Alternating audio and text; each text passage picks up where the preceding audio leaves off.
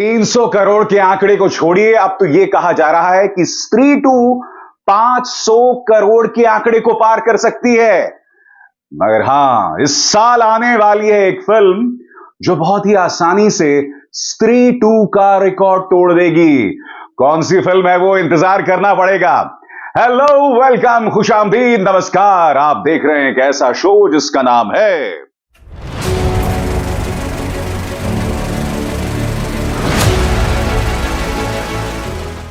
फिल्मी बातें विद अभिसार।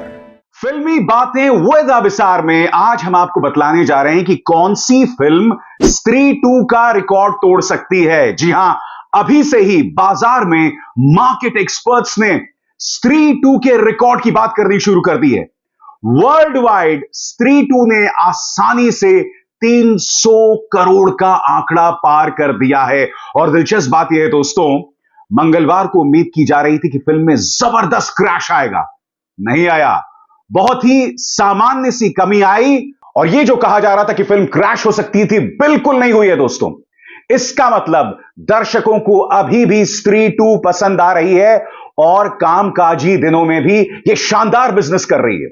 मैं आपको बतलाना चाहता हूं कि पहले 6 दिनों में सिर्फ भारत के अंदर फिल्म ने कितनी कमाई की है। एक एक करके आंकड़े आपके स्क्रीन पर।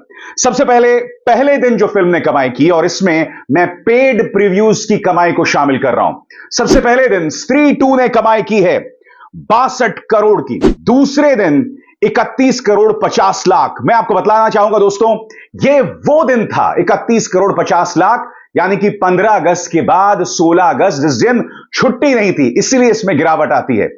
अब हम रुख करते हैं अगले दिन का, यानी कि शनिवार। शनिवार में फिल्म ने कमाए 44 करोड़ 50 लाख। और फिर शानदार उछाल आता है डे 4 में 55 करोड़ 50 लाख का। उसके बाद अगला दिन यानी मंडे होता है राखी। राखी वाले दिनों में भी, जैसे कि आप जानते हैं दोस्तों, रेस्ट्रिक्टेड हॉलिडे होती है, आधिकारिक तौर पर छुट्टी नहीं होती है। कुछ जगहों पर छुट्टी होती है, कुछ जगहों पर नहीं होती है। फिर भी फिल्म करती है शानदार बिजनेस और डे 5 में फिल्म ने कमाए 37 करोड़। और उसके बाद बारी आती है मंगलवार को, एक कामकाजी दिन। यह कहा जा रहा था कि अगर यह फिल्म जनता को पसंद नहीं आती तो क्रैश कर जाती, मगर नहीं साहब, क्रैश नहीं करती है। उसने कमाए मंगलवार को करीब 25 करोड़। तो अब तक फिल्म ने कमा लिए हैं 255 करोड़। और अगर इसमें इंटरनेशनल कमाई को जोड़ दिया जाए तो यह आंकड़ा जो है 350 करोड़ के पास पहुंचता है। दिलचस्प बात यह है दोस्तों कि अभी सिर्फ 6 दिन हुए हैं और दर्शकों में इस फिल्म को लेकर जबरदस्त उत्साह है। यानी कि यह फिल्म बहुत ही आसानी से भारत में कम से कम 400 करोड़ का बिजनेस करेगी।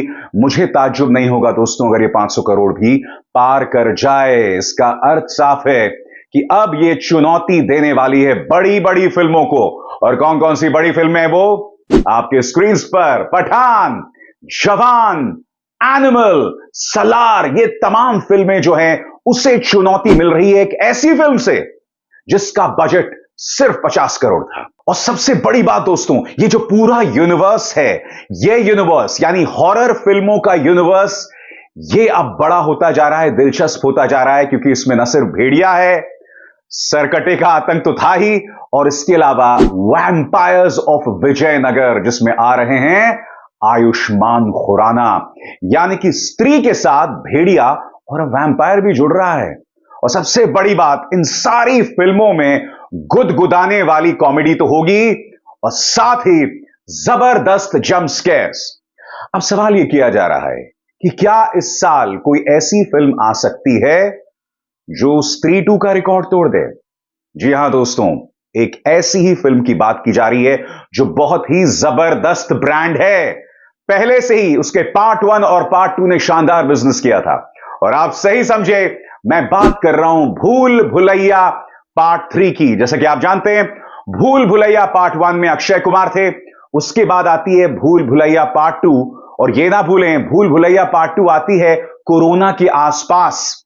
और यह वो दौर था दोस्तों जब लोग सिनेमा हॉल नहीं जा रहे थे, मगर फिर भी भूल भुलैया 2 ने भारत में करीब 180 करोड़ का कारोबार किया था और दुनिया भर में इसने कमाए थे करीब 270 करोड़। और भूल भुलैया 3 में कारवां बढ़ रहा है। इसमें सिर्फ कार्तिक आर्यन नहीं है दोस्तों, इसमें विद्या बालन, याद कीजिएगा भूल भुलैया 1 में मंजुलिका, विद्या बालन ने मंजुलिका का किरदार निभाया था। तो अब वापसी हो रही है विद्या बालन की, और सिर्फ विद्या बालन नहीं है इसमें, माधुरी दीक्षित। सही सुना आपने, एक अरसे बाद माधुरी दीक्षित। और आप अंदाजा लगा सकते हैं कि माधुरी को एक बार फिर स्क्रीन पर देखने के लिए जनता कितनी बेताब होगी। और साथ ही युवा दिलों की धड़कन कार्तिक आर्यन और तृप्ति डिमरी, जिन्हें हाल ही में हुस्न तेरा तौबा तौबा तौबा में सफलता मिली है। तो आपको क्या लगता है दोस्तों, क्या भूल भुलैया 3 जो है वो स्त्री 2 का रिकॉर्ड तोड़ सकती है?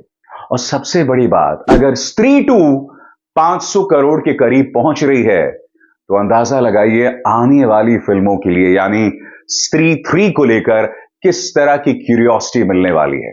और सबसे बड़ी बात, स्त्री 3 जो है वो और बड़ी हो जाएगी, क्योंकि इसमें आयुष्मान खुराना भी होंगे, वरुण धवन भी होंगे और अक्षय कुमार। और यहां मैं स्पॉइलर अलर्ट देने वाला हूं, अक्षय कुमार एक बहुत बड़े विलन के तौर पर, यानी कि हॉरर यूनिवर्स के थानोस के तौर पर सामने उभर कर आ सकते हैं। जैसे कि आप जानते हैं दोस्तों, जिन लोगों ने स्त्री 2 देखी है, उसके पोस्ट क्रेडिट सीन में अक्षय कुमार के साथ कुछ ऐसा होता है कि अब लोगों के जहन में यह बात आ रही है कि स्त्री 3 में अक्षय कुमार जो हैं वो मेन विलन हो सकते हैं। और जाहिर सी बात है दोस्तों, अक्षय कुमार जिन्हें ए लिस्टर कहा जाता है, जो भूल भुलैया पार्ट 1 में भी थे, वो एक छोटा सा रोल तो नहीं करते। उनके छोटे से रोल में आने की वजह यह थी कि कहीं ना कहीं उनका इस्तेमाल किया जाएगा आने वाली फिल्मों में, चाहे वो स्त्री 3 हो या फिर भेड़िया 2, या कहीं ऐसा तो नहीं है कि वैम्पायर्स ऑफ विजयनगर में भी सरकटे का आतंक दिख सकता है। ये तमाम सवालात है दोस्तों, और मैं इसलिए कह रहा हूं क्योंकि आपने मार्वल यूनिवर्स में देखा होगा, आयरन मैन में कभी कभी आप थॉर को देखते हैं, कैप्टन अमेरिका में आप स्पाइडरमैन को देखते हैं, यानी कि ये सारा जो यूनिवर्स है ना, गड्ढमड बन के रह जाता है। और फिर आती है एवेंजर्स, जिसमें सारे सुपर हीरोज होते हैं। इसीलिए यह उम्मीद की जा सकती है कि हॉरर यूनिवर्स की जो तमाम फिल्में आ रही हैं, इसमें अलग अलग फिल्मों के एक्टर्स देखने को मिलेंगे। और आप जानते हैं स्त्री 2 की सक्सेस का क्या असर हुआ है दोस्तों। कहने को श्रद्धा कपूर का बहुत लिमिटेड रोल था। आप में से जिन लोगों ने स्त्री 2 देखी है, इंटरवल से पहले श्रद्धा के महज 2 सीन्स थे। जी हां, वो स्क्रीन पर आती हैं इंटरवल से कुछ देर पहले, और इंटरवल के बाद भी उनका कोई बहुत ज्यादा रोल नहीं है। एक तरह से कहा जाए तो स्त्री 2 में अधिकतर समय स्क्रीन पर दिखाई देते हैं राजकुमार राव और पंकज त्रिपाठी। मगर क्या आप जानते हैं सबसे ज्यादा वाहवाही श्रद्धा कपूर को मिल रही है? और सबसे बड़ी बात, क्या आप जानते हैं कि इंस्टाग्राम में उनके फॉलोअर्स जो हैं हमारे प्राइम मिनिस्टर नरेंद्र मोदी से बढ़ गए हैं। सही सुना आपने, इंस्टाग्राम में श्रद्धा कपूर के followers Indian prime minister Narendra Modi से ज्यादा हो गए हैं। यह बतलाता है कि इस वक्त श्रद्धा कपूर को लेकर क्या क्रेज है। और दिलचस्प बात यह है दोस्तों कि श्रद्धा कपूर कोई बहुत बड़े स्टार्स के साथ नहीं दिखाई दी है। हां, उन्होंने तू झूठी मैं मक्कार में रणबीर कपूर के साथ काम किया था, बट दैट इज इट। अधिकतर फिल्मों में Shraddha Kapoor mid level actors के साथ काम करती रही हैं, मगर धीरे धीरे धीरे उन्होंने अपना मुकाम बनाया है। दिलचस्प बात यह है दोस्तों कि श्रद्धा कभी भी कंट्रोवर्सी का हिस्सा नहीं रहती हैं। आपने शायद ही कभी उनके बारे में कोई गॉसिप सुनी हो, कोई कंट्रोवर्सी सुनी हो।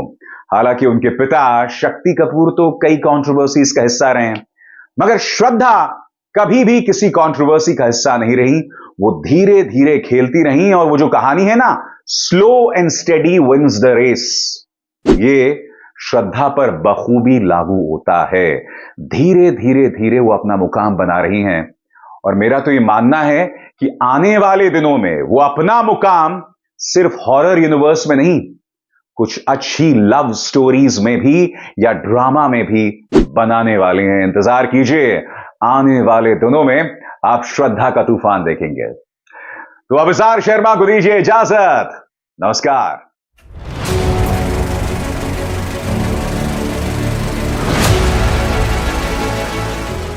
फिल्मी बातें विद अभिसार।